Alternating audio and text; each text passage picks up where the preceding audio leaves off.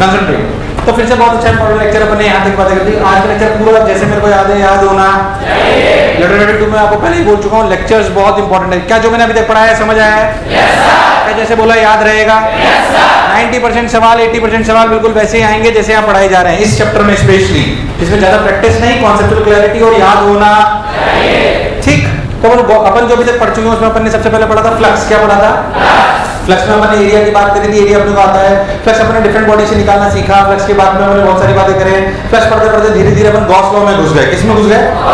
Gauss law की मदद से हमने इलेक्ट्रिक फील्ड निकालना सीखी। ऐसी सरफेस से भी फ्लक्स निकालना सीखा जिसको हम गॉस लॉ की मदद से इंटीग्रेशन E डॉट dA बराबर Q/ε से निकाल सकते हैं। यस और नो? यहाँ तक की बातें हम कर चुके थे। फिर हमने बात करी भाई साहब सॉलिड एंगल की। किसकी? सॉलिड एंगल अपने आप में एक नया टॉपिक था, पर हमने उससे पढ़ा और उसका जो यूटिलाइजेशन गॉस लॉ में है यानी कि फ्लक्स में है। हमने ये बोला कि भाई साहब एक पूरी सॉलिड सरफेस से यानी कि 4 पाई सॉलिड एंगल में कुल मिला के फ्लक्स निकलता है Q/ε0। क्या निकलता है? क्या पिक्चर यहाँ तक क्लियर? चलिए बहुत बढ़िया। अब हम आज एक और चीज पढ़ रहे हैं जिसे हम बेसिकली बात करते हैं properties of conductor. Properties of conductor. धीरे धीरे फिर हम स्फीयर्स में, इससे आगे स्पेशल प्रॉपर्टीज है। अगर अपन बिल्कुल बेसिक से बात करें तो वास्तविकता में 3 टाइप के मैटर होते हैं मेनली जो आपको पढ़ाए जाते हैं। वो होते हैं टाइप्स ऑफ मैटर। अगर अपन बेसिकली इसको क्लासिफाई करें तो टाइप्स ऑफ मैटर में 3 टाइप को आपको दिखाई देंगे। कौन कौन से सुने?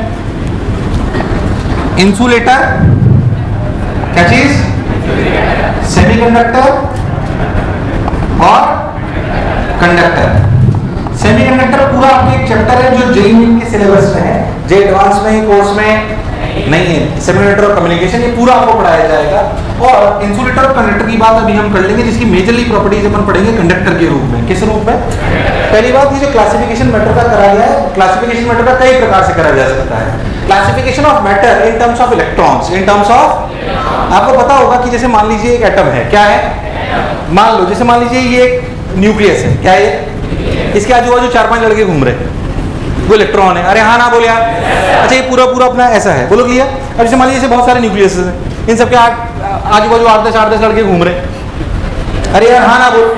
अभी जो 8-10 लड़के घूम रहे हैं, मान लीजिए ये सारे लड़के न्यूक्लियस हैं, सब पे 10 इलेक्ट्रॉन मंडरा रहे हैं।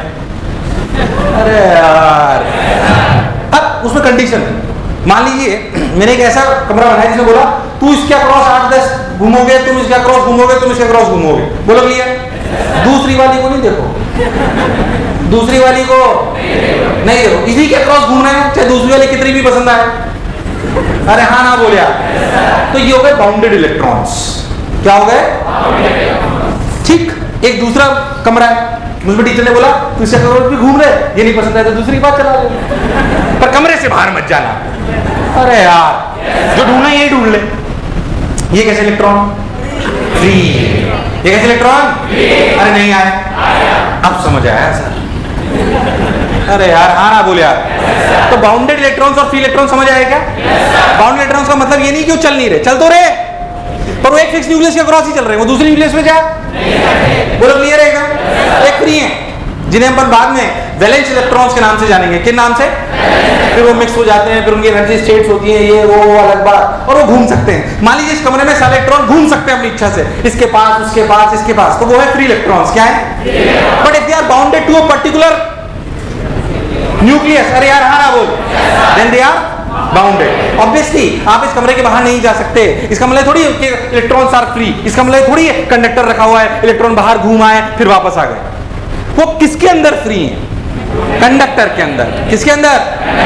तो कंडक्टर के अंदर ऐसा समझो जितने भी इलेक्ट्रॉन्स होते हैं वो सब क्या होते हैं? जब मैं बोलता हूं all the electrons are free, इसका मतलब ये वैलेंस इलेक्ट्रॉन्स होते हैं। क्या होते हैं? पर लिखते ऐसे ही है, कंफ्यूज होने की जरूरत नहीं है। तो कंडक्टर का मतलब है all the electrons are free to move, are free to move, are free to move, बोलो clear?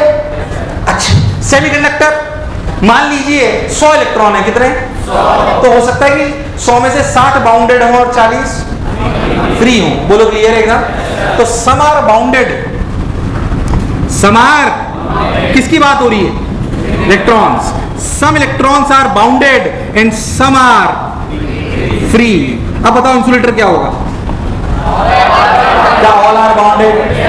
So the classification of matter in terms of electrons, or we can say valence electrons, we can divide them into 3 categories because that makes sense, क्योंकि electron बहुत important role play करता है current बहने में। अरे हाँ ना बोल यार, किसी को करंट लग जाए तो हटाना तो कौन सा डंडा यूज देंगे, लकड़ी का कि लोहे का? कई लोग लोहे का बोले, वो मेरे पास अकेले में मिले। अरे हाँ ना बोल यार, किसी को करंट लग जाए लोहे का डंडा लोगे लकड़ी का लोगे? अरे हाँ ना बोल यार, सोच लो, मान लो वहां से कोई वायर आ रहा है, यहाँ पे कोई चिपक गया और उसको आपको हटाने तो लकड़ी का डंडा लोगे लोहे का? लकड़ी का लोहे का? तो बटन बंद कर देते साले। तो some electrons are free and some are free, इसमें all electrons are bounded. Bounded का मतलब चल नहीं रहे हैं एक के पीछे। तो बेसिकली आप समझो इसके सारे इलेक्ट्रॉन फ्री हैं। अरे यार हाँ ना बोल। इसके कुछ फ्री हैं और कुछ बदमाश हैं। अरे यार हाँ ना बोल। और इसके सारे बदमाश, ये एक से जुड़ना पसंद, they believe into western culture. अरे हाँ ना बोल यार। ये पूरा भारतीय है, इसमें कुछ भारतीय और कुछ विदेशी, और ये पूरा विदेशी। अरे हाँ ना बोल यार। ये इनका बेसिक क्लासिफिकेशन। इस सेमीकंडक्टर की पूरी चर्चा हमारे पूरा चैप्टर उसमें हम करेंगे। इंसुलेटर और कंडक्टर में ये अंतर है कि कंडक्टर में अगर आप कभी भी इलेक्ट्रॉन्स दोगे तो वो खुद फ्री हैं, क्या वो अपनी चॉइस की जगह ढूंढेंगे? अरे यार हाँ ना बोल। अभी जो मेजरली बातें करनी होगी हमें, हम बोलेंगे इंसुलेटर, इंसुलेटर को हम बोलेंगे नॉन कंडक्टिंग। क्या बोलेंगे? ये बोलेंगे कंडक्टिंग। अगर हमने कंडक्टर को इलेक्ट्रॉन दिया तो वो इलेक्ट्रॉन अपने आप को अपनी इच्छा के अनुसार एडजस्ट करेगा। बोलिए समझ लो। पर इंसुलेटर यानी कि नॉन कंडक्टिंग में आप जहां इलेक्ट्रॉन दोगे क्या वहीं रहेगा? वो अपनी जगह change. That is the basic अंतर। और सेमीकंडक्टर अपने आप में पूरा एक चैप्टर है जो पढ़ाया जाएगा, इसमें कोई शक वाली बात नहीं। जो मैं बोला चमका बता, जो इच्छा हो लिख, बाकी मैं आगे पढ़ाता हूँ, अच्छा लगेगा आप लोगों को, सुंदर सी अनुभूति होगी। अब बेसिकली हम सबसे पहले क्या पढ़ने वाले हैं? Properties of conductor. क्या चीज? इसकी प्रॉपर्टी इंपॉर्टेंट है। इसमें तो कुछ प्रॉपर्टी नहीं है खास, अब इलेक्ट्रॉन सारे बाउंडेड है, क्या प्रॉपर्टी बनेगी? पर इस एक प्रॉपर्टी की वजह से इसकी बहुत सारी प्रॉपर्टीज बन जाती हैं। इसकी बेसिक प्रॉपर्टी कौन सी है? All the electrons are.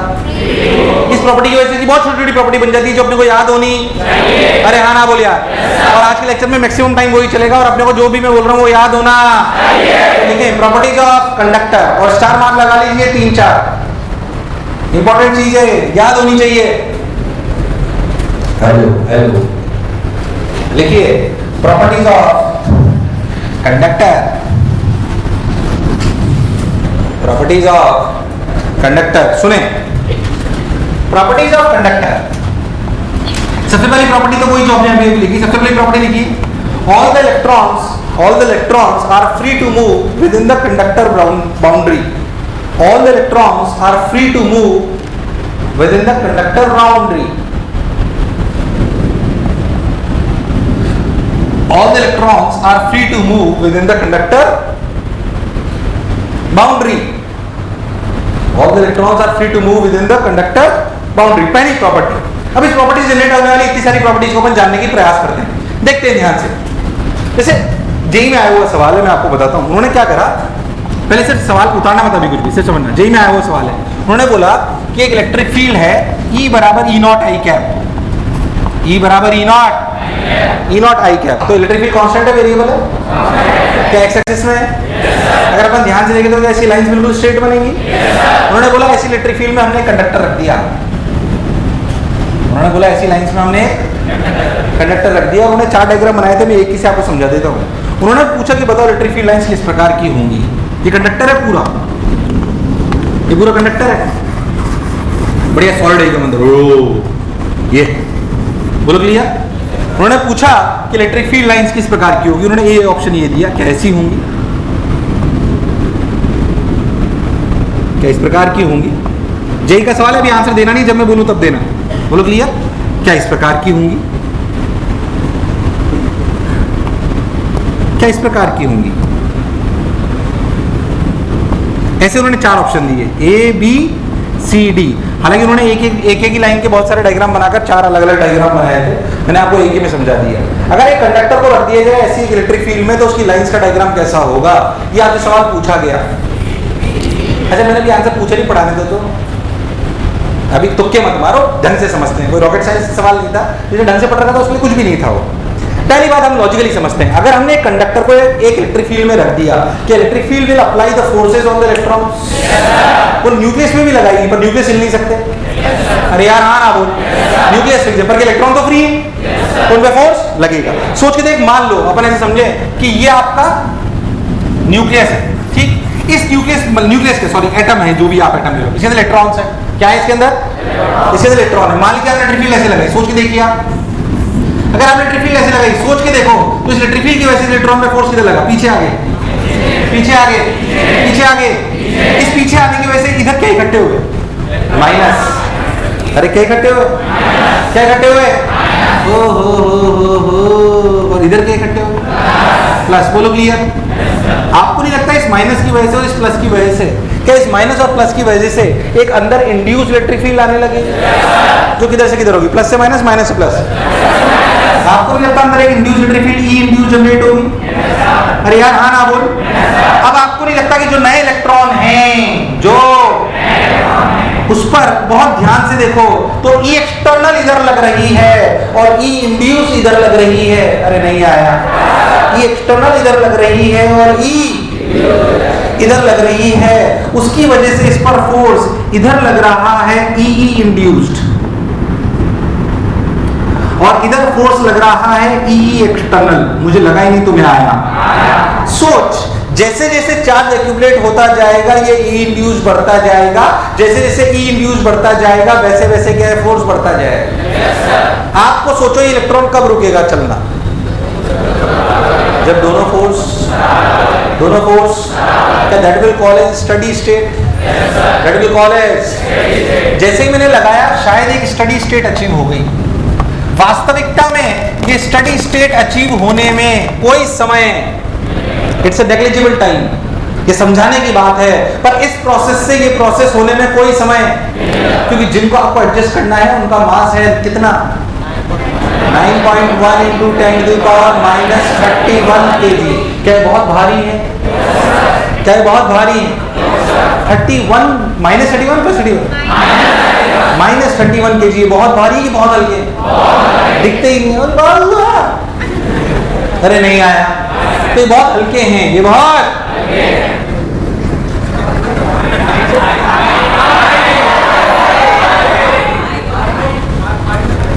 आज ही 13 में एक लड़के ने मार खाई है, पहले पता कर लेना। टेरर था पूरी 13th में, आज ही खाई है सुबह। ऐसे ही बता रहा हूं just for the sake of knowledge. और किसने खाई बताता हूं। स्टडी स्टेट क्या चीज? अब स्टडी स्टेट में वास्तविकता में इलेक्ट्रॉन्स इक्विलिब्रियम में आ गए। इक्विलिब्रियम में आ गए मतलब क्या? Net force on the electrons is zero due to E external और ई। बोलो क्लियर है? तो आप ये बोल सकते हो कि स्टडी स्टेट में, किसमें? स्टडी स्टेट में अंदर इलेक्ट्रिक फील्ड कितनी है? अंदर इलेक्ट्रिक फील्ड कितनी है? जीरो। अंदर इलेक्ट्रिक फील्ड जीरो, और we can say E external plus E internal यानी कि ई इंड्यूस्ड, बोल यस और no, should be equal to zero. Minus minus minus यहां एडजस्ट हो गए और प्लस प्लस प्लस यहां एडजस्ट हो गए, बोल यस और नो। तो अंदर इलेक्ट्रिक फील्ड कितनी हो गई? जीरो। तो प्रॉपर्टी क्या, ध्यान से सुनना, कि on applying electric field to a conductor charges arrange themselves in such a fashion that net electric field inside the conductor is zero. क्योंकि कहीं भी इलेक्ट्रिक फील्ड बच जाएगी तो इलेक्ट्रॉन दौड़ेंगे और तब तक दौड़ेंगे जब तक इलेक्ट्रिक फील्ड जीरो। तो प्रॉपर्टी क्या हुई? If we apply electric field to a conductor then charges arrange themselves in such a fashion that net electric field everywhere where material is present is zero. नहीं आया। क्योंकि जहां पर conducting material है वहां पे इलेक्ट्रॉन फ्री है। अगर इलेक्ट्रिक फील्ड लगाओगे तो इलेक्ट्रॉन दौड़ेंगे और तब तक दौड़ेंगे जब तक कि उन पे फोर्स जीरो। तुम्हें मेरी बात समझ? अरे नहीं आई। क्या प्रॉपर्टी इसीलिए जनरेट हुई है क्योंकि इलेक्ट्रॉन्स फ्री हैं। क्योंकि इलेक्ट्रॉन्स, ये प्रॉपर्टी इंसुलेटर में नहीं आएगी। क्यों नहीं आएगी? क्या मेरी बात नहीं है? अब सोच के देख ऐसा, चूंकि इलेक्ट्रिक फील्ड अंदर जीरो है इसलिए पोटेंशियल जीरो। इस कंडक्टर में हर जगह अंदर इलेक्ट्रिक फील्ड क्या है? अरे यार हाँ ना बोल। इलेक्ट्रिक फील्ड जीरो मतलब पोटेंशियल जीरो। E बराबर dV by dr minus dV by dr। बोल, अगर इलेक्ट्रिक फील्ड सब जगह जीरो तो पोटेंशियल जीरो की कांस्टेंट। यार ये तुम्हें आना चाहिए था यार। इलेक्ट्रिक फील्ड जीरो तो पोटेंशियल जीरो की कांस्टेंट। ऐसी बातें आपने पढ़ी इक्विपोटेंशियल सर्फेसेस में? कहाँ पढ़ी है? अरे नहीं आया। इक्विपोटेंशियल सर्फेसेस पढ़ी थी ना? इलेक्ट्रिक फील्ड जीरो तो पोटेंशियल जीरो, ये जरूरी? इलेक्ट्रिक फील्ड जीरो हो तो पोटेंशियल जीरो, ये जरूरी? पोटेंशियल जीरो हो तो इलेक्ट्रिक फील्ड जीरो, ये भी जरूरी? अरे नहीं आया। ओहो, तो electric field zero, this implies potential equals to constant. तो second property, on apply electric field all the charges arrange themselves in such a fashion that electric field inside the conductor everywhere is zero. Because electric field is zero everywhere, we can say कि conducting material is an equipotential region. Region या surface? Region। ये पूरा region equipotential है, surface नहीं है ये। Reason है कि सरफेस है? सरफेस और रीजन में बात समझ में आती है? जहां जहां इलेक्ट्रिक फील्ड जीरो वहां पोटेंशियल कांस्टेंट। नहीं आया। तो conducting material will act as a equipotential region, will act as a equipotential. अरे नहीं आया। आया कि नहीं आया? अरे पक्की बात? अरे सोच लो। अब लाइन डायग्राम क्यों बनाते हैं? सोच के देख, क्योंकि ये इक्विपोटेंशियल रीजन है। सोच। अच्छा, अब मुझे बता, अंदर इलेक्ट्रिक फील्ड होगी कि नहीं होगी? अंदर इलेक्ट्रिक फील्ड है कि नहीं? नहीं। तो लाइंस अंदर होगी कि नहीं होगी? नहीं होगी। इनमें से कौन सा डायग्राम होगा? कोई सी या डी? फिर तो क्या ए और बी तो हो ही नहीं सकता? कौन सा होगा? क्या सी होगा या फिर डी होगा? अब कौन होगा, सी या डी? सी क्यों बोला? ध्यान से, क्या ये एंगल 90 दिख रहा है? क्या ये इक्विपोटेंशियल रीजन है? याद करें equipotential surfaces, lines terminate and originate perpendicular to the equipotential surface. Lines originate and terminate. Equipotential surfaces याद है कि भूल गया है? इक्विपोटेंशियल सर्फेसेस में लाइंस कैसे आती थी? कैसे आती थी? तो इसका लाइन डायग्राम पता है वास्तविकता में कैसा बनेगा अगर पूरा बनाऊं तो? ऐसा देखिए, अच्छा लगेगा आप लोगों को। देखिए ऐसा, ये देखो, ये ऐसे एक और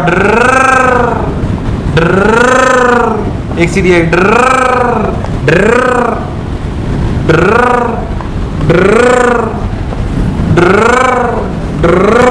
ऊपर जैसे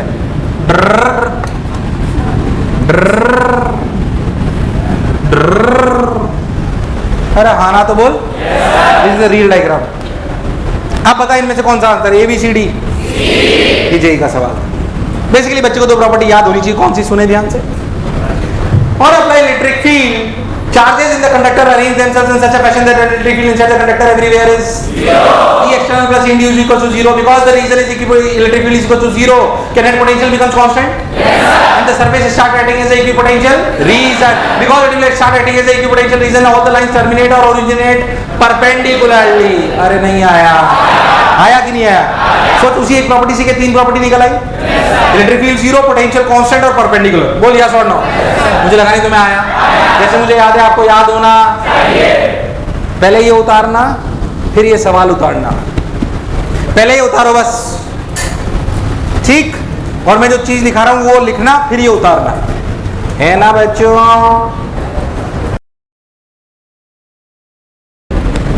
बेटा ये इक्विपोटेंशियल रीजन भी है और ये पूरी की पूरी सरफेस भी तो हो गई। सरफेस भी तो पूरी इक्विपोटेंशियल ही हो गई, क्योंकि हर जगह इलेक्ट्रिक फील्ड जीरो है, तो पोटेंशियल कांस्टेंट है। कंफ्यूज ना हो बिल्कुल। ये बना लिए दोनों? ये मत उतारना, ये बाद में उतारना, पहले उतार लो बस दोनों। अब लिखो, when we apply electric field to a conductor, when we apply electric field to a conductor, then when we apply electric field to a conductor, then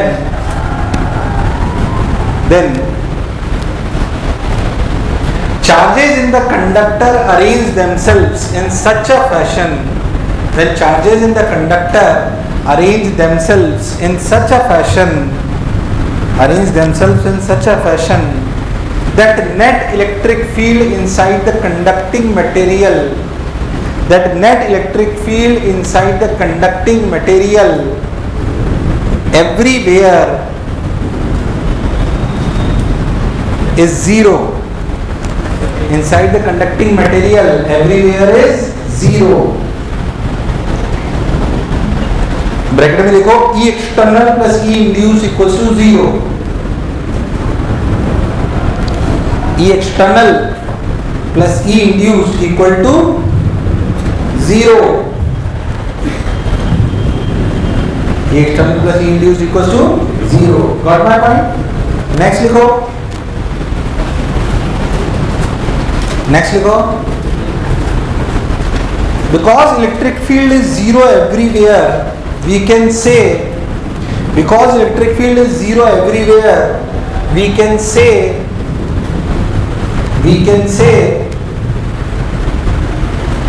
conducting material starts acting as a equipotential reason. Conducting material starts acting as a equipotential reason.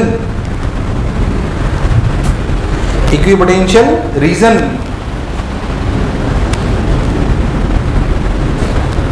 Equipotential reason.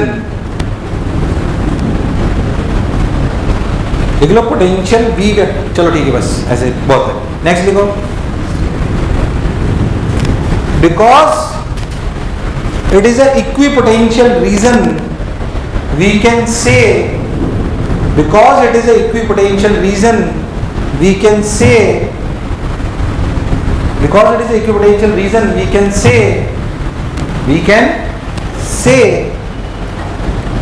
lines terminate or originate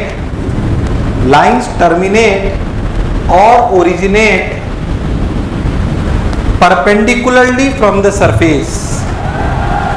Lines terminate or originate perpendicularly from the surface. Got my point? अब ये वाला सवाल उतार लो, JEE वाला. ये JEE 2002 में आया था.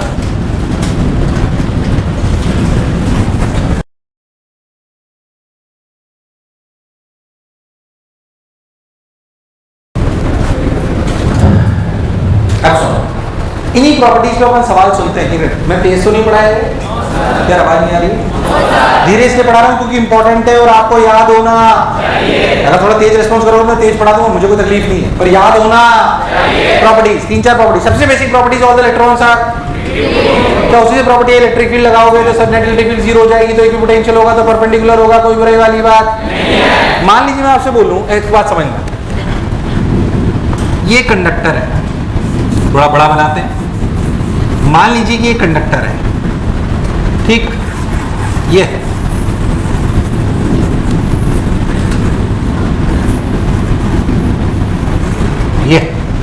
बोलो क्लियर. इस कंडक्टर का रेडियस मान लो r है. कितना है? r. बोलो क्लियर. चलिए मान लीजिए इस कंडक्टर से d दूरी पर, कितनी दूरी पर? एक चार्ज q रख दिया. एक चार्ज q रख दिया. क्या ये q चार्ज की वजह से यहाँ पे इलेक्ट्रिक फील्ड आएगी? अंदर कंडक्टर के अंदर इलेक्ट्रिक फील्ड कितनी होगी? क्यों 0? अच्छा, इस कंडक्टर में माइनस किधर इकट्ठे होंगे? Left right left right left right left right. यहाँ माइनस इकट्ठे हो गए. और प्लस किधर इकट्ठे होंगे? बोलो क्लियर है? एक तरफ माइनस इकट्ठे हो गए, एक तरफ प्लस इकट्ठे हो गए. इन माइनस प्लस की वजह से अंदर हर जगह इलेक्ट्रिक फील्ड क्या होगी? पक्की बात. जो मैंने अभी पढ़ाया था उसमें बोला था on applying electric field. Electric field चाहे कांस्टेंट हो चाहे वेरिएबल हो, क्या charges will arrange themselves in such a way that electric field inside the conductor is 0. क्योंकि इलेक्ट्रिक फील्ड बच जाएगी तो चार्जेस दौड़ेंगे और तब तक दौड़ेंगे जब तक इलेक्ट्रिक फील्ड 0 ना हो. मेरे को पहला इस प्रश्न को कुछ और पूछना पर एक बेसिक बात समझे. यहाँ से मुझे बताओ क्यू और ये से इस क्यू के पास कौन है? माइनस की प्लस? तो बताओ इस कंडक्टर में और इसमें, इस कंडक्टर और इसमें प्रेम है कि दुश्मनी है? मतलब प्यार है कि दुश्मनी है? प्यार कैसे पता पड़ा? अच्छा, कंडक्टर चार्ज था कि न्यूट्रल था? न्यूट्रल था. देख, एक न्यूट्रल चीज और एक चार्ज पार्टिकल में क्या प्रेम डेवलप हो गया? इसलिए कभी तूने सुना होगा, शायद किताबों में पढ़ा हो, कि repulsion is the true test of electrification. उसका लॉजिक यहाँ है किताब में पहली दूसरी लाइन ही होती, अरे वहां क्या समझ में आएगी बच्चे को? Repulsion is the true test of electrification. इसका मतलब ये है कि अगर दो चीजों में दुश्मनी है तभी आप पक्के से बोल सकते हो कि वो चार्ज्ड है। अरे यार, when it comes to static properties, क्योंकि प्रेम तो क्या एक न्यूट्रल और एक चार्ज में भी हो सकता है, दुश्मनी कभी भी एक न्यूट्रल और एक चार्ज में। अगर किसी दो बॉडीज के बीच में प्रेम है, इलेक्ट्रोस्टैटिक प्रेम है, तो इलेक्ट्रोस्टैटिक प्रेम में दोनों चार्ज हो ये जरूरी? मान लो दो बॉडीज में प्रेम है, क्या तू पक्का बोल सकता है दोनों चार्ज है? पर हाँ, दो बॉडीज में अगर दुश्मनी है, अरे यार, तो उनमें पक्का। इसीलिए बोला जाता है repulsion is the true test of, क्योंकि प्रेम तो एक न्यूट्रल बॉडी और एक चार्ज में भी हो सकता है। बोल यस और नो। इसलिए वो लाइन का मतलब है जो आपको कई किताबों में कई जगह दिखाई देगा। पहले था जो मैं बोला क्या चमका, यार हाँ ना तो बोलो, कोई बुराई। पहली बात तो एक बात अब ये लिख लेना अपने शब्दों में, मैं नहीं लिखा रहा हूं, याद रखना। क्या क्या लाइन है बोलो? Repulsion is the true test of electrification. दो बॉडी चार्ज नहीं है तभी पक्के से बोल पाओगे जब उन दोनों में प्यार होगा कि दुश्मनी। अगर प्यार होगा तो हो सकता है कि एक न्यूट्रल और एक, गॉट माय पॉइंट? चल यहाँ पे वो सवाल नहीं था, मैं कुछ आगे बढ़ता हूं। ये बात आपको खुद को लिखनी है अभी जब मैं टाइम दूंगा तब।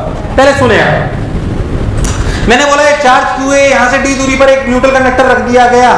अगर मैं आपसे पूछूं, अगर मैं आपसे कि भाई साहब बहन जियो ये बताओ कि इसका सेंटर पॉइंट है, बोलो क्लियर, इस सेंटर पॉइंट पे पोटेंशियल कितना होगा? ये तो कांस्टेंट होगा, वैल्यू बताओ।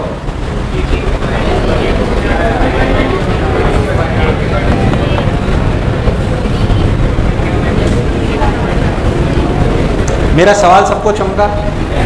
What is the potential at C? What is the potential at C? बोलिए।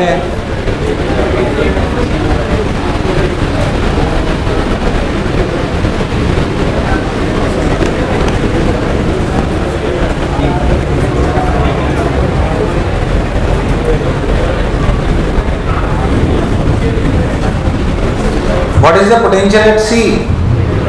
ऑप्शन दो, ऑप्शन। चलो मंडी सवाल करते हैं इसका, ठीक है? तो ऑप्शंस देता हूं मैं आपको। कोई बोलेगा नहीं कसम उड़ान चलेगी, कोई बोलेगा नहीं कसम उड़ान चलेगी।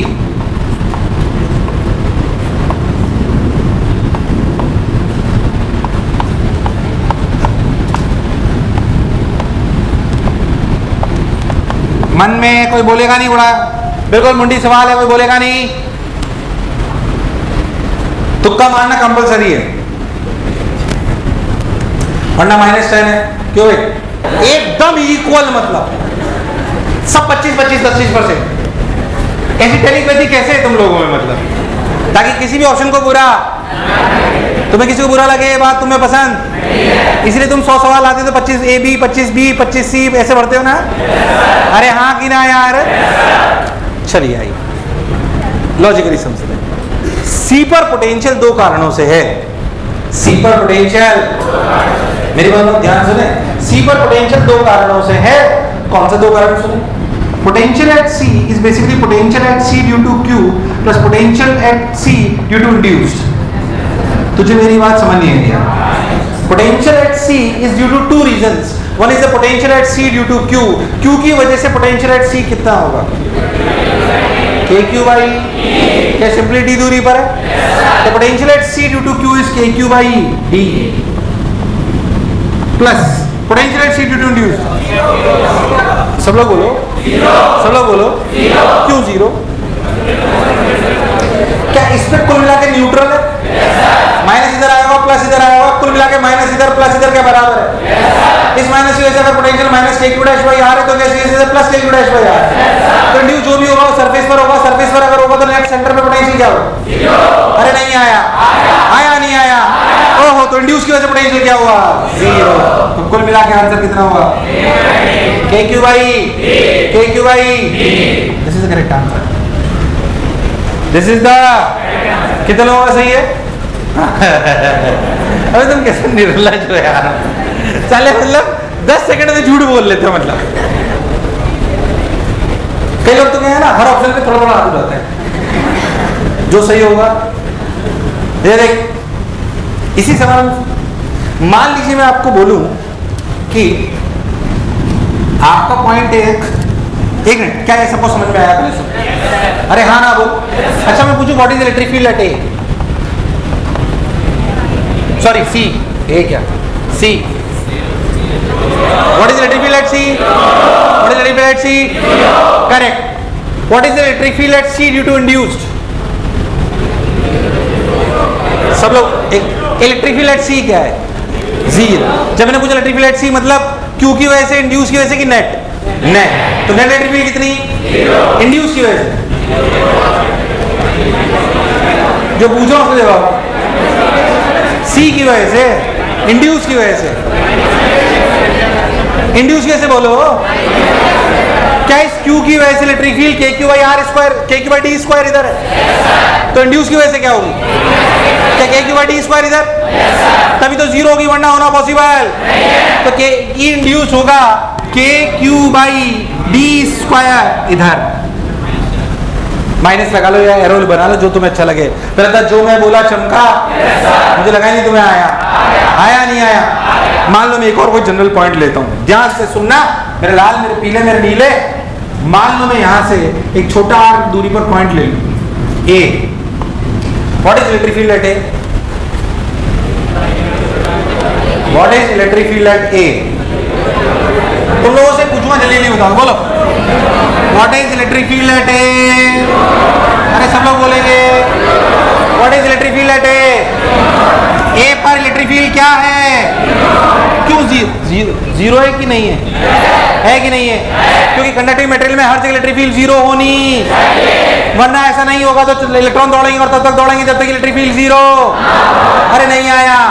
इलेक्ट्रिक फील्ड ए पर जीरो है। Electric field at A due to induced. सब लोग बोलेंगे K Q by under root D square plus R square का होल स्क्वायर। सोच के देख, डायरेक्शन ऑफ एरो ऐसे होगी, क्योंकि इसकी वजह से इलेक्ट्रिक फील्ड क्या ऐसे होगी। तो क्या इसकी वजह से इलेक्ट्रिक फील्ड? अरे नहीं आया? तभी इलेक्ट्रिक फील्ड जीरो होगी, वरना होना पॉसिबल नहीं आया। नहीं आया? नहीं आया?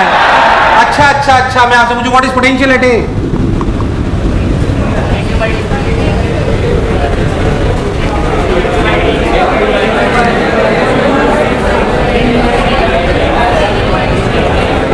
What is potential at A?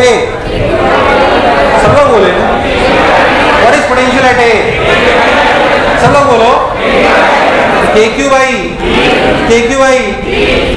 By D की R, under root of D square plus R square. यही ऑप्शन है, ऐसा समझ लो। सिर्फ ये आर की जगह छोटा आर है। मैं कह रहा हूं उस सवाल में मैं आपको पूछूं कौन सा आंसर है? 1 2 3, बस ये छोटा आर की जगह छोटा आर है। बोल। अनीता के साथ कितने लोग? अनीता, बसंती, चंपा, डॉली, शाबाश। आंसर क्या है?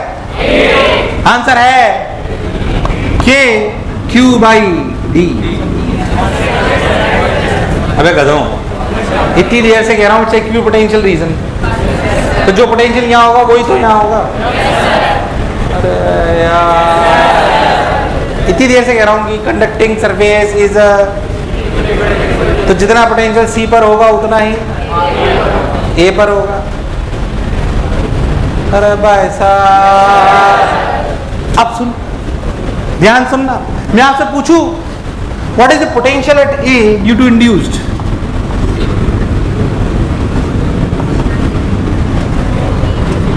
तब सवाल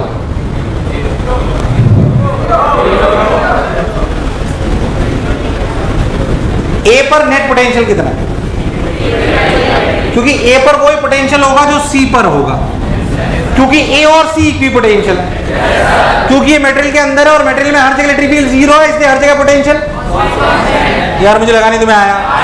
और सी पर जो पोटेंशियल है वो ए पर, और सी पर पोटेंशियल क्या? के क्यू बाई डी है, जिसका लॉजिक अभी ढूंढा, जिसका लॉजिक कुछ समझ नहीं आया, बेशक पूछना, बढ़िया कंसेप्चुअल सवाल कर रहे हैं। जब मैंने बोला कि potential at C equal to potential at equal to K Q by T, क्या this should be equal to potential at A due to Q plus potential at A due to induced? यार आवाज नहीं है यार। Now tell me what is the potential at A due to induced? It is basically क्या K Q by D minus potential at A due to Q. What is the potential at A due to Q? K Q by under root of R square plus D square. क्या इस वाले point पर simply Q की वजह से potential क्या K Q by under root of R square plus D square? किसी भी Q चार्ज से R दूरी पर पोटेंशियल क्या सिंपली के क्यू बाई आर होता है? मैंने वही तो लिखा है, पर नेट कितना है? K Q by D. तो इंड्यूस कितना हुआ? ये वैसे बहुत बढ़िया सवाल है, इसे और ध्यान से देख। एक भी बात समझनी है बेझिझक पूछ, मुझे आता है। शर्माना मत, ऐसे मत घबराना कि टीचर को डाउट पूछेंगे वो नहीं बता पाएगा तो उसकी इज्जत खराब होगी। इक्विपोटेंशियल सरफेस पर नहीं, इक्विपोटेंशियल सरफेस का मतलब इलेक्ट्रिक फील्ड उस पर परपेंडिकुलरली आ रही है, ताकि अगर उस पर घूमे तो वर्डन जीरो आ जाए तो पोटेंशियल कांस्टेंट हो जाए, क्योंकि वर्डन होता है क्यू डेल्टा वी। ठीक है, VC मान लीजिए यहाँ पर देखें, यहाँ से माइनस की दूरी और प्लस का मैग्नीट्यूड बराबर है कि, क्योंकि कंडक्टर न्यूट्रल है, क्योंकि कंडक्टर न्यूट्रल है इसलिए माइनस और प्लस का मैग्नीट्यूड बराबर है। सोच माइनस की दूरी और प्लस की दूरी सेम है, अलग सेम, तो जितना माइनस का पोटेंशियल उतना तो नेट, इसलिए हाँ कहाँ पे? ए पे। बिल्कुल सही डाउट, मैं चाह रहा था कोई ये पूछे, वो सही डाउट पूछा उसने। कोई नहीं पूछता तो मैं बताता भी नहीं, मैं ईमानदारी से कह रहा हूँ। पर जो डाउट पूछा पूछना चाहिए अच्छे बच्चे को, बैच में डाउट आना चाहिए। उसे क्या डाउट पूछा आप सुने, तुम नहीं पूछते तो मैं नहीं बताता। कुछ चीजें अपने को अर्न करनी पड़ती हैं, मैं देख रहा था तुम्हारा दिमाग इतना चलता ही नहीं चलता। इसने पूछा सर कि आपने ये बोला कि इस सी पर पोटेंशियल जीरो है क्योंकि यहाँ से माइनस की दूरी और यहाँ से प्लस की दूरी बराबर है, इसलिए यहाँ का पोटेंशियल। इसने बोला सर ऐसा तो ए से भी दिख रहा है, ऐसा तो ए पर इंड्यूस की वजह से पोटेंशियल जीरो क्यों नहीं है? आपने तो ए पर इंड्यूस की वजह से पोटेंशियल की ये वैल्यू निकाली, क्योंकि डिस्ट्रीब्यूशन मैंने दिखाने में सिमेट्रिक दिखाया है, पर वास्तविकता में डिस्ट्रीब्यूशन सिमेट्रिक नहीं है। कैसे सिमेट्रिक नहीं है? Let me tell you. वास्तविकता में प्लस ज्यादा बिखरे हुए होंगे और माइनस थोड़े पास पास बिखरे हुए होंगे, because of distance of Q from this point is different and from this point is. तुझे मेरी बात समझ? हाँ, पर जितने माइनस होंगे, ये जो डिस्ट्रीब्यूशन आप सोच रहे हो ना कि इस लाइन के अक्रॉस माइनस का डिस्ट्रीब्यूशन और प्लस का डिस्ट्रीब्यूशन बिल्कुल सिमेट्रिक है, ऐसा असली में इधर सिमेट्रिकल, इधर उसका डिस्ट्रीब्यूशन और इधर इसका डिस्ट्रीब्यूशन डिफरेंट है, क्योंकि इस जगह से क्यू की दूरी और इस जगह से क्यू की दूरी वो लीनियर। हाँ, पर क्या इस माइनस जितना है क्या उतना ही प्लस है? क्या इस सेंटर से आर दूरी, अरे यार, और इससे दूरी अलग अलग, सॉरी सेम, पर ए पॉइंट के लिए वो सिमेट्रिक? मुझे लगा नहीं तो मैं आया। अरे आया कि नहीं आया? अरे सोच लो। अरे नहीं आया, इसलिए वो डाउट सही था बिल्कुल जो इसने पूछा अभी। ए पर पोटेंशियल इंड्यूस की वजह से जीरो नहीं है, जबकि अगर ऐसे डायग्राम बनाओ तो ऐसा दिखता है, पर वास्तविकता में ऐसा। तुम कंफ्यूज हो गए भाई साहब? फिर कह रहा हूं ढंग से सोचो, अच्छे से, कोई तकलीफ है बेझिझक पूछो, कंसेप्चुअल क्लैरिटी होनी चाहिए, कंसेप्चुअल चैप्टर है।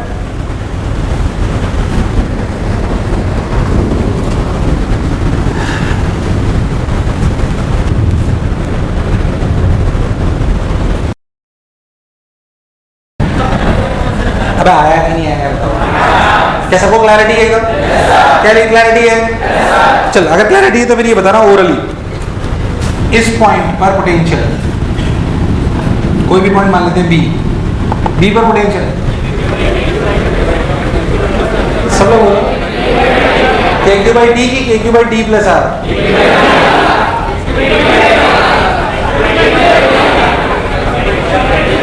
इस बी जस्ट अंदर है, K Q by D, K Q by D, K Q by R, K Q by D plus R, K Q by. कितने लोग बोलते हैं नीचे डी आएगा? कितने लोग बोलते हैं आर आएगा? कितने लोग बोलते हैं डी प्लस आर आएगा? अच्छा, सब डी बोलते हैं, मतलब क्या सबको समझ आया? क्योंकि यहाँ का और यहाँ का पोटेंशियल सेम होना। तो what is the potential at B due to induced?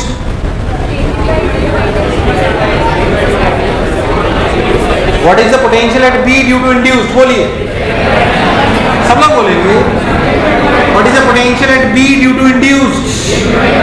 सब लोग बोलेंगे K Q by D minus K Q by D plus R. तुम्हें नहीं आया? नहीं आया? क्या सबने सही सोचा था? हाँ ना बोलो। Total potential minus potential due to Q. क्या potential due to Q at point B is K Q by D plus R? K Q by. क्या ये इलस्ट्रेशन बहुत अच्छे से समझ आया है? ये सिर्फ इलस्ट्रेशन नहीं, सारी प्रॉपर्टीज को ढंग से समझाता है जो हमने अभी तक पढ़ी हैं कि all the electrons are free to move, इसलिए अंदर हर जगह इलेक्ट्रिक फील्ड जीरो है। इलेक्ट्रिक फील्ड जीरो है तो इक्विपोटेंशियल रीजन है। पहले जो मैं बोला क्या चमका? कोई दिक्कत नहीं है। चलिए भाई, बहुत बढ़िया। हमें बात समझ आ गई कि अगर एक कंडक्टर पर इलेक्ट्रिक फील्ड लगाई जाए तो उसके साथ क्या होगा? तो उसके साथ क्या होगा? अब मैं आपको बोलूं कि मान लीजिए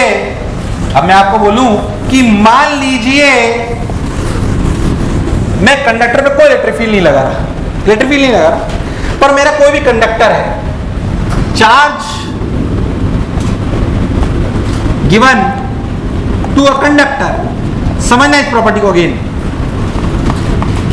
हमारे पास एक कंडक्टर था, जिसको हमने एक चार्ज दे दिया। देख ऐसे, मान लीजिए कोई भी शेप का कंडक्टर था, ये हमारा कंडक्टर था, ऐसे कुछ तो शेप का। मैंने इस अच्छा तुम मेरे को बताओ, किसी भी चीज को चार्ज देने का क्या मतलब होता है? या तो उसमें से कुछ इलेक्ट्रॉन निकाल लो या उसमें इलेक्ट्रॉन याद है भूल गया? अरे याद है भूल गया? किसी बॉडी को चार्ज देने का क्या मतलब है? या तो उसे इलेक्ट्रॉन निकाल लो या इसको इलेक्ट्रॉन के ट्रांसफर को ही चार्ज ट्रांसफर मानते हैं। वैसे जो अपनी न्यूट्रल बॉडी होती है उसमें इलेक्ट्रॉन होते हैं कि नहीं होते? न्यूट्रल बॉडी में इलेक्ट्रॉन होते हैं, पर जितने इलेक्ट्रॉन होते हैं उतने ही। अगर कुछ इलेक्ट्रॉन निकाल लोगे तो पॉजिटिव चार्ज हो जाएगा, डाल दोगे तो ऐसे ही अपन समझते थे। और अपन उसे पॉजिटिव डाल के भी समझ लें तो कोई बुराई नहीं है उसमें। मान लीजिए मैंने इस कंडक्टर को चार्ज क्यों दिया?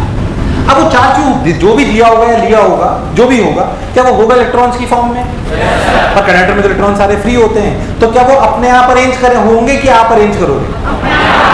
तो मान लीजिए मैंने इसको चार्ज क्यों दे दिया, तो चार्ज क्यों अपने आप को क्या खुद अरेंज करेगा? अब बात आती है काम। अब बात आती है भाई, एक तो बॉडी पे हमें बोले तो यहाँ रहेगा तो रह लिया, पर कंडक्टर में ले लिया वो अपने आप अरेंज होता है। अब जब वो अपने आप अरेंज होता है तो हमें पता होना चाहिए कि वो कहां पे अरेंज, कहां हो। लॉजिकली सोचो, मैंने एक कंडक्टर को चार्ज दिया, क्या वो चार्ज खुद अपने आप को अरेंज करेगा? मेरी पहला सवाल, कैसे अरेंज करेगा? कहां अरेंज करेगा? कहां अरेंज करेगा? अंदर बाहर दोनों तरफ। ध्यान से सुनना मेरी बात बहुत ध्यान सुना, तुझे बात समझ में आएगी। मान लेते हैं, मुझे नहीं पता कहां होगा, पहले समझते हैं। मान लेते हैं कि हम इस कंडक्टिंग सरफेस के, वैसे तो हमें रटना ही है कि क्या होगा, बट फिर भी समझें, इस कंडक्टिंग सरफेस के just inside consider a Gaussian surface. जहां जहां मटेरियल है ना, जहां जहां सरफेस है, उसके जस्ट इनसाइड आप पूरी गॉसियन सरफेस बना लो। ये पूरी की पूरी गॉसियन सरफेस क्या मटेरियल के अंदर है? तो इस गॉसियन सरफेस पे हर जगह इलेक्ट्रिक फील्ड क्या है? जीरो। क्यों? इलेक्ट्रिक फील्ड जीरो होना जरूरी है, तो इलेक्ट्रिक फील्ड होगी तो चार्जेस दौड़ेंगे और तब तक दौड़ेंगे जब तक कि इलेक्ट्रिक फील्ड जीरो। ये प्रॉपर्टी तो अभी पढ़ी। क्या अपन बोल सकते हैं कि इस गॉसियन सरफेस पर electric field equals to zero everywhere? या तुझे मेरी बात समझ नहीं आई? Electric field is zero everywhere because all the Gaussian surface is in the material. And in the material electric field is zero everywhere. Therefore at every point on the Gaussian surface electric field is zero. Bol yes or no? Okay. Because electric field is zero, we can interpret by using Gauss law integral E dot dA बराबर q in by epsilon naught. तो सोच के बोलो E अगर हर जगह zero है तो q in, अरे हाँ ना बोल, q in E equals to zero everywhere implies q in equals to zero. तो फिर मैंने जो चार्ज q दिया वो गया था सरफेस पे। इसका मतलब जो मैंने q in चार्ज दिया, q चार्ज दिया वो गया था। वैसे तो याद ही रखना होगा बट फिर भी लॉजिकली अपने को बात समझ में आनी, जो भी आपने चार्ज दिया वो कहाँ गया, मटेरियल के अंदर की सरफेस पे, क्योंकि अंदर हो नहीं सकता इस लॉजिक से। इसका मतलब ये पूरा का पूरा चार्ज सरफेस पर डिस्ट्रीब्यूट हो गया।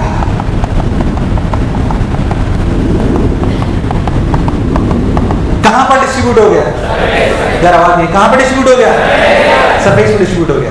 तो प्रॉपर्टी क्या याद होनी चाहिए, all the charge given to a conductor reside to its surface, reside to its, अंदर नहीं आता वो, कहां जाता है, क्योंकि अगर अंदर आ जाएगा तो इलेक्ट्रिक फील्ड नॉन जीरो हो जाएगी। इलेक्ट्रिक फील्ड नॉन जीरो होना पॉसिबल, यार मुझे लगा नहीं तुम्हें आया, अरे आया कि नहीं आया। मान लीजिए मैं आपसे एक और बात पूछूं कि मान लीजिए एक ऐसा कंडक्टर है, सुनना, ये कंडक्टर अंदर गोला मसाला इस जगह, कंफ्यूज मत होना, जो मैंने लॉजिक दिया उसको समझते हुए बताना। एक कंडक्टर है जिसमें मसाला बीच में है, अंदर भी खाली जगह है और बाहर भी खाली जगह है। अगर मैं इस कंडक्टर को चार्ज क्यू दूं तो कहाँ मिलेगा, आउटर सरफेस पे, इनर पे, दोनों पे।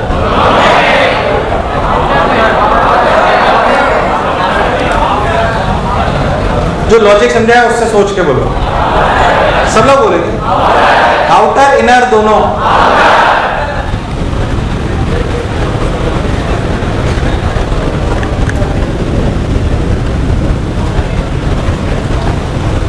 बोलो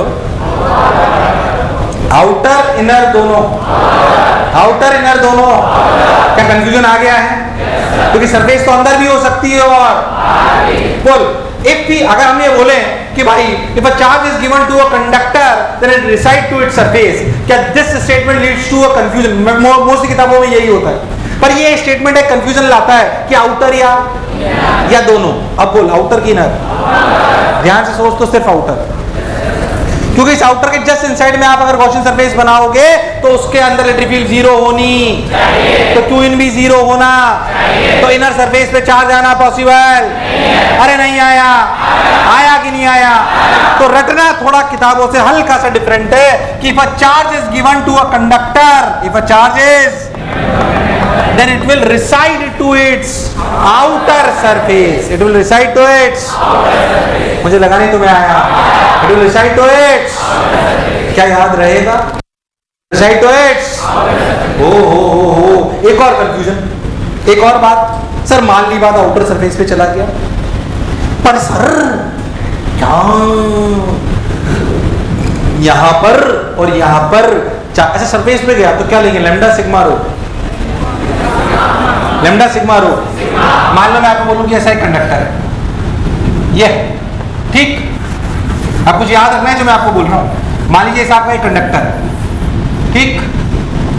अब आपने बोला कि इस कंडक्टर पे चार्ज क्यों दिया। अब आपने बोला सर मान लीजिए अगर सरफेस है, क्या है, अगर सरफेस है तो सरफेस पे क्या मानेंगे, लैम्डा सिग्मा रो।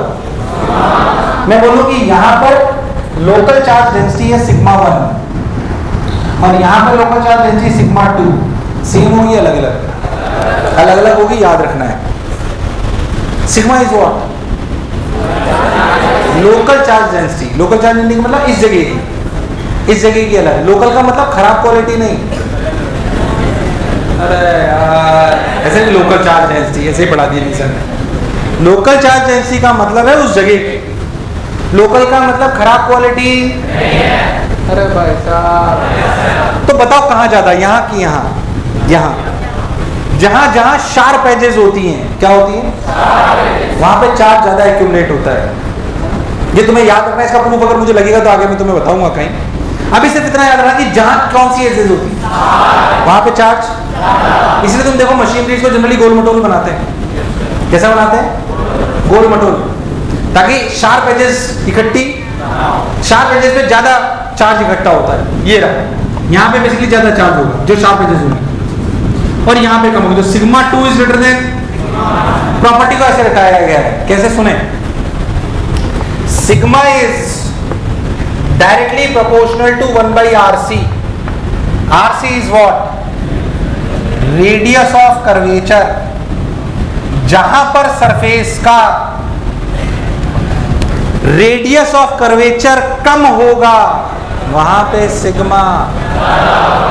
क्या रेडियस ऑफ कर्वेचर उन जगह का कम होगा जो क्या शार्प होंगी?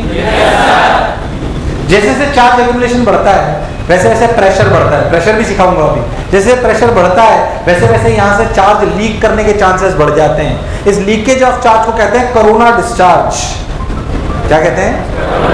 शायद कभी शब्द सुना हो यार, हाँ ना बोल। Because of the excess pressure at the sharp edges charges starts leaking, charges starts, and this leaking of charge is known as corona, which we use into different experiments which are not in our courses, so we will not go into deep, but we need to understand कि अगर एक conductor को charge दिया जाए तो वो उसकी outer surface पर मिलता है और वो बिल्कुल यूनिफॉर्म डिस्ट्रीब्यूट होगा, ये जरूरी। It is sigma is directly proportional to 1 by RC का मतलब, हाँ, अगर मेरा कंडक्टर स्फीयर हो, क्या हो? क्या हो? अगर मेरा कंडक्टर स्फीयर हो और उस पे चार्ज दे दो तो क्या हर जगह रेडियस ऑफ कर्वेचर सेम है? तो क्या भाई साहब यूनिफॉर्म डिस्ट्रीब्यूट है? मैं इसलिए पढ़ा रहा हूं क्योंकि हम जनरली बहुत सारे स्फेरिकल कंडक्टर्स पढ़ेंगे, इसलिए उनके बारे में हमें ज्ञान होना। मुझे लगा ही नहीं तुम्हें आया है। आया कि नहीं आया? So दो इंपॉर्टेंट प्रॉपर्टी समझिए। If a charge is given to a conductor, it will recede to its it will recede to its uniform or non-uniform, depend करता है। Sigma is directly proportional to 1 by sigma क्या local charge density है? Local का मतलब क्या? उसकी खराब quality है। लोकल क्या? उस जगह की वैल्यू है। नहीं आया? आया कि नहीं आया? भारत माता की। कई लोग पीछे सो रहे थे, जाग गए, फिर थोड़ी देर बाद बोले उतार।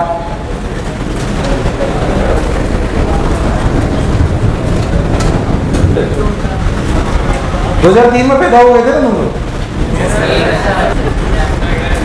साला। If charge is given to a conductor, if a charge is given to a conductor, then it will reside to its outer surface. ये भी एक प्रॉपर्टी है इसकी। If a charge is given to a conductor, then it will reside to its outer surface. If a charge is given to a conductor, then it will reside to its outer surface. ठीक है? It will reside to its outer surface. Next देखिए, charge distribution on the outer surface, that is sigma. Charge distribution on the outer surface, that is sigma, that is sigma, that is sigma, that is sigma is directly proportional to, या inversely, directly नहीं, is inversely proportional to radius of curvature, is inversely proportional to radius of curvature. Got my point? मान लो मैं आपसे एक बात पूछूं कि यार किसी भी कंडक्टर को चार्ज दो, किसी भी कंडक्टर को, मान लीजिए मैं एक स्फीयर लूँ, स्फीयर में चर्चा ज़्यादा इसलिए करी जाती है क्योंकि स्फीयर अपने काम की बात होती है। मान लीजिए मैं एक स्फीयर लूँ, इस पर चार्ज Q दे दूँ, अगर इसको चार्ज Q दे दूँ और ये रेडियस R ले लूँ, बताइए पूरा चार्ज कहाँ मिला? अरे हाँ ना बोलो यार, ये पूरा चार्ज कहाँ मिला? ठीक भाई साहब। अच्छा मैं आपसे पूछूं, सेंटर पे इलेक्ट्रिक फील्ड, सेंटर पे इलेक्ट्रिक फील्ड, अरे सोच लो। तो सेंटर पे electric field at centre is zero, what is potential at सी?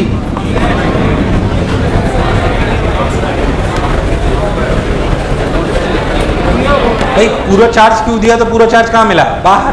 तो सेंटर पे इलेक्ट्रिक फील्ड, सब लोग बोलो, इलेक्ट्रिक फील्ड तो पक्का जीरो है। क्यों जीरो है? कंडक्टर की मटेरियल जहां पर है वहां पर इलेक्ट्रिक फील्ड होना पॉसिबल नहीं है। तो अच्छा ठीक है, इलेक्ट्रिक फील्ड तो जीरो है। पोटेंशियल सब लोग बोलो, के क्यू भाई बड़ा, अरे हाँ ना बोल, इसमें सबको कोई दिक्कत है, क्लैरिटी है? अरे पक्की बात। मान लीजिए मैं इस स्फीयर पर r दूरी पर एक पॉइंट कंसीडर करता हूं, what is the electric field eight r?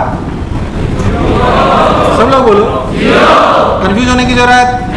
Potential at r, सब लोग बोलो, देखिए भाई बड़ा और छोटा, बड़ा और छोटा, बड़ा और छोटा, क्योंकि अगर इलेक्ट्रिक फील्ड जीरो है तो पोटेंशियल क्या है?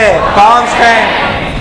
तो अगर किसी कंडक्टिंग स्फीयर के अंदर कोई इलेक्ट्रिक फील्ड पूछ ले या पोटेंशियल पूछ ले तो आपको पता होना चाहिए कि पोटेंशियल कांस्टेंट होता है। पोटेंशियल, मुझे लगा नहीं तुम्हें आया, आया कि नहीं आया? अरे सोच लो, कोई बुराई, बहुत बढ़िया। मैं वो कुछ कुछ छोटी छोटी बातें और बताना चाहता हूं, ध्यान से सुनना। मान लो हम ऐसे सवालों की बात करें जिनमें दोनों केस ले लें। दोनों केस मतलब, चलो मान लो ये कंडक्टर है, ठीक, इसको चार्ज भी दे दें और एक इलेक्ट्रिक फील्ड भी लगा दें, ऐसे चार्ज की ओर दे दें। अभी जो कंडक्टर है, अब जो ये इस पे दोनों इंपैक्ट हो रहे हैं, एक्सटर्नल इलेक्ट्रिक फील्ड भी लग रही है और चार्ज क्यू भी। अब मुझे वो बता, अब इस स्फीयर पे चार्ज क्यू कहां पर होगा? क्या होगा? सरफेस पे। ये बात नहीं नकारी जा सकती क्योंकि अंदर होना पॉसिबल नहीं है, क्योंकि जस्ट अंदर अगर गॉसियन सरफेस ले लो तो इलेक्ट्रिक फील्ड हर जगह जीरो होनी, तो चार्ज क्यू इन जीरो होना। तो ये तो तय है कि पूरा का पूरा क्यू चार्ज बाहर होगा, पर क्या अब सिमेट्रिकली डिस्ट्रीब्यूटेड होगा?